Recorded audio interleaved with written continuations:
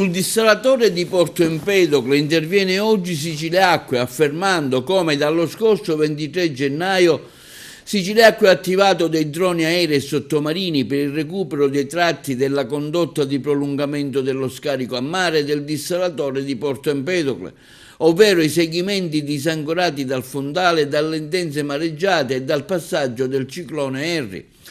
Un intervento tempestivo e all'avanguardia che si è reso necessario per operare in condizioni meteo-marine problematiche. L'utilizzo dei droni, afferma Siciliacque, ha infatti permesso la sorveglianza del tratto di mare interessato e una ricerca accurata dei tratti che compongono la seconda condotta non ancora in esercizio.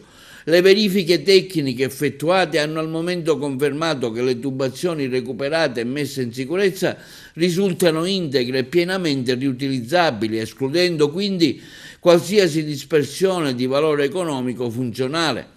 Non appena il mare lo consentirà, afferma Siciliacque, verranno recuperati i restanti segmenti, la cui localizzazione è stata di fatto circoscritta.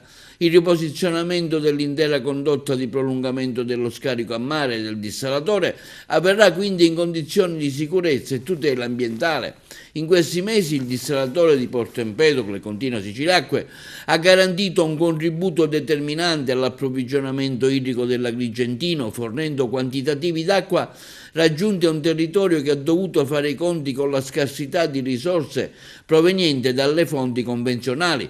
Si precisa, conclude Siciliacque, che le ultime mareggiate non hanno compromesso il funzionamento del dissalatore, che viene assicurato utilizzando per lo scarico della Salamoia il primo tratto di condotta, nel rispetto delle autorizzazioni rilasciate dal Commissario nazionale per l'emergenza idrica.